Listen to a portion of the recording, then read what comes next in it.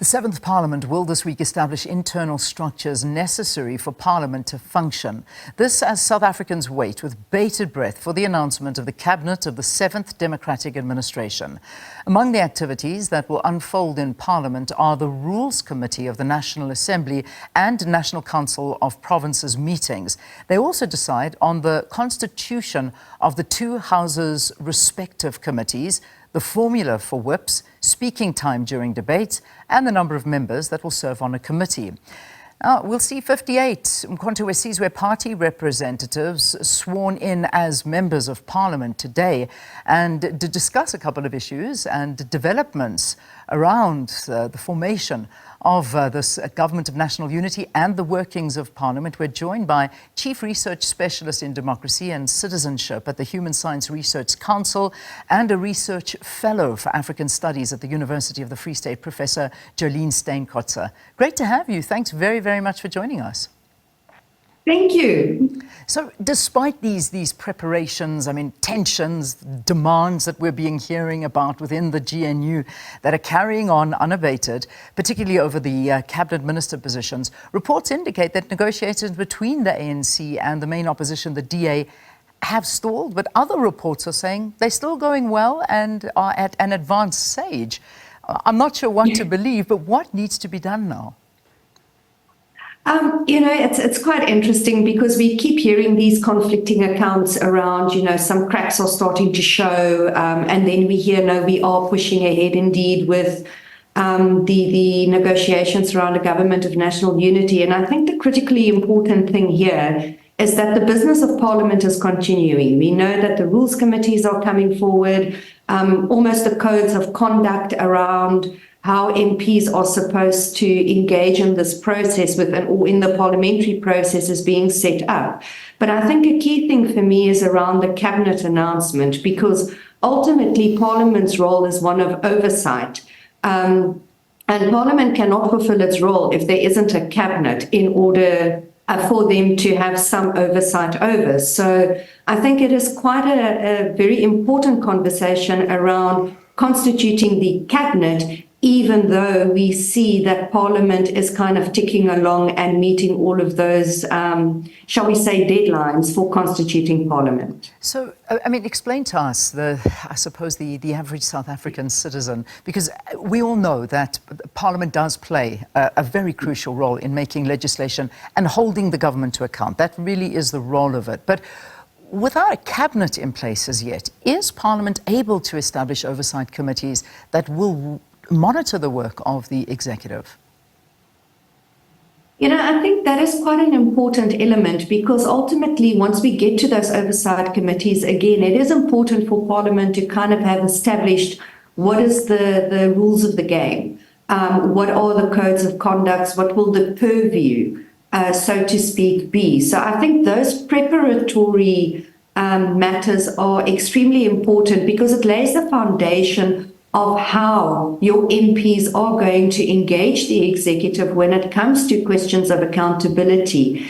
And I think that is extremely important. If we just take note of some previous reflections around, for example, state capture, and the inability of Parliament to have exercised sufficient oversight in holding the executive accountable for mass and systemic corruption that kind of characterized the conversation and the narrative around accountability and state capture. The presiding officers of the houses obviously have rules in meetings as Parliament navigates new ways of doing business without a majority party, and this is exceptionally important. The timing, how long a party can speak for, the responses, all of those kind of things. When we look at these rules, I imagine these are of utmost importance in the running of both of these houses.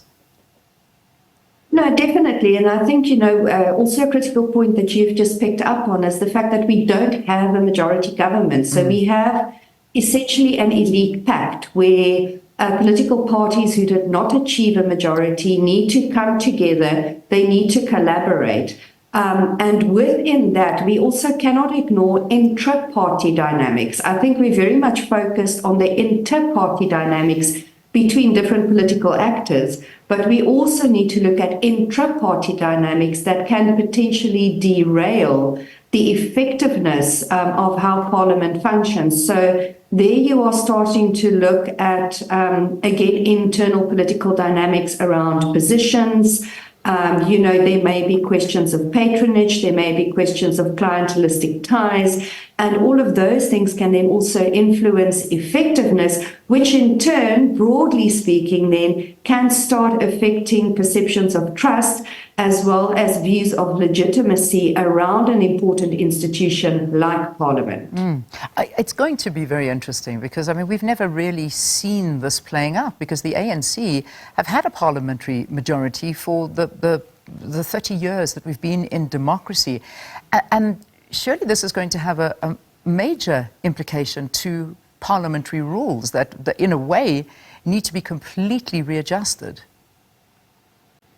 Definitely, and I think, there is some precedence as well to learn, and I'm just going to take us back to the local government level just for a moment, because there are some very valuable lessons in terms of how local councils have conducted their business and also set their policy agendas and kind of service delivery and governance issues. And that, for me, is where the rules become quite important, because we have very often seen at a local government level where your smaller parties are the proverbial kingmakers, if you will, and they use those structures for political expediency or posturing for positions or to get some sort of, for lack of a better word, benefit or something that they would want, whether it be a specific portfolio.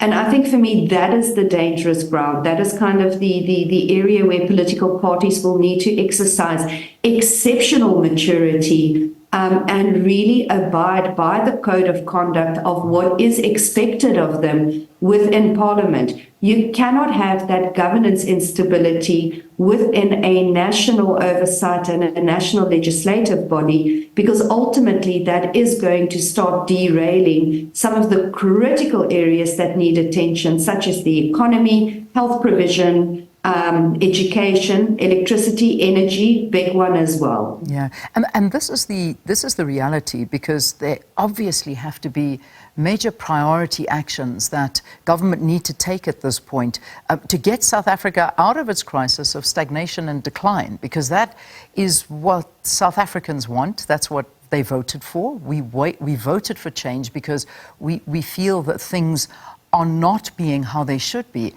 The priority areas that they need to get in and start doing as a matter of urgency, what would you suggest that they are? Well, I think it's South Africans are very much aware of what the critical areas are. I mean, our research has shown questions around the economy, questions around corruption, which of course brings in questions of good governance, of quality of governance, of stability. I think there's a missed opportunity here that political parties are not necessarily seeing. And if we just look at a political dynamics perspective, you have diverse political parties with diverse policy positions that are coming on board in order to set the policy agenda of the key issues we need to deal with. So I'm going to use the example of land.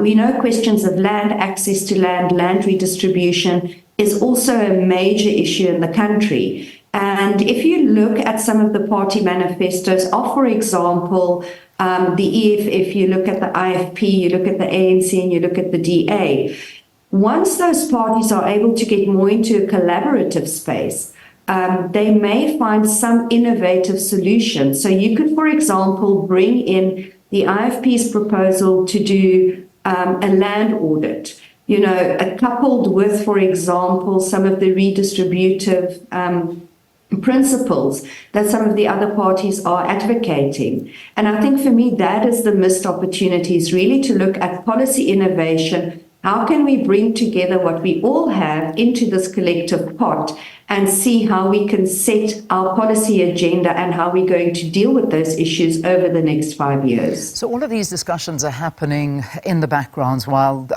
me and other South Africans are going on with their daily lives. There are meetings taking place, there are negotiations taking place.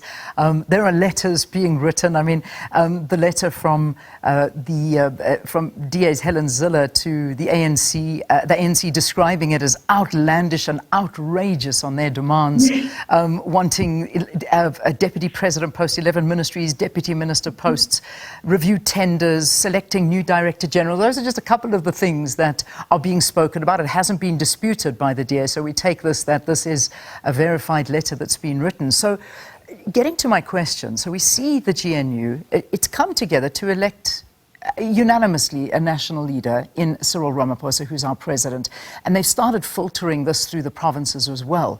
My question is, what happens if the GNU falls apart? What the law says, can we go to a snap election if that's the case, if they cannot work these things out? Oh, I'm going to speak under quite a bit of correction, and I'm hopeful that my constitutional law experts, colleagues, might be able to possibly add to the discussion as the day goes along. But we do know that, for example, after an election, if a government cannot be constituted, then you need to have a re-election, if you will, within 90 days. And I think for me, the area where there's a little bit of grey would be, we have constituted the government. We've got the government of national unity. We've elected a president. Your provincial premiers have been elected. The key positions have been filled. We are now sitting at the stage where you need to constitute a cabinet.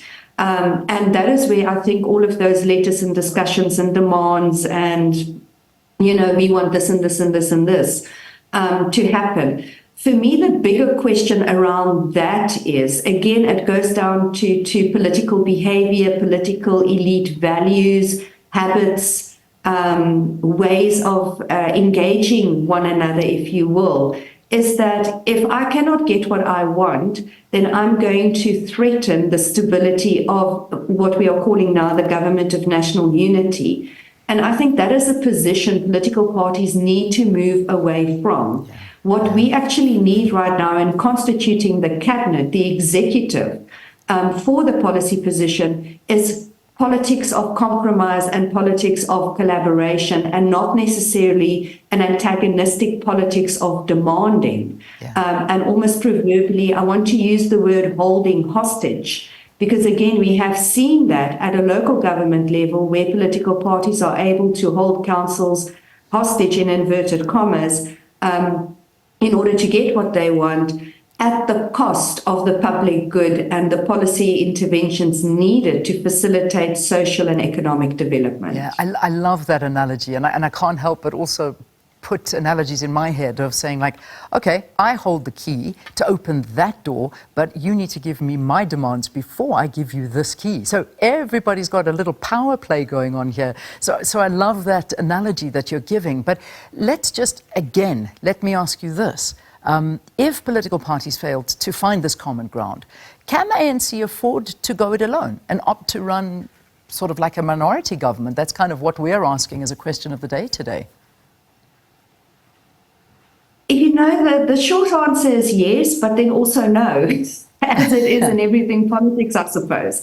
The ANC, if they would want to establish a minority government, that's obviously going to put them in quite a vulnerable position. And I think just again, if you look from a policy perspective, that can lead to a form of policy paralysis. So you could very well find that if the ANC says, well, you know what, we are going at it alone, we have more seats than everybody else. The reality is the ANC does need to collaborate and needs the support of other political parties in order to push policies through. So you could very well find that we then go into a situation of a policy paralysis, where Parliament becomes a political theatre and there's no policy innovation, there's no developmental outroll, there's no sort of interventions to try and deal with our major social and economic problems. And that's also a little bit of very slippery slope to be on, if you will, because again, one can then find the politics of posturing overriding what is necessary for the common and public good of the country. Well, I am looking so forward to seeing what happens, and certainly every single day I think South Africans are feeling the same way. But also today, of course, we see the MK party parliamentary members being sworn in, and it's going to be really interesting to see how they take on the role of the official opposition.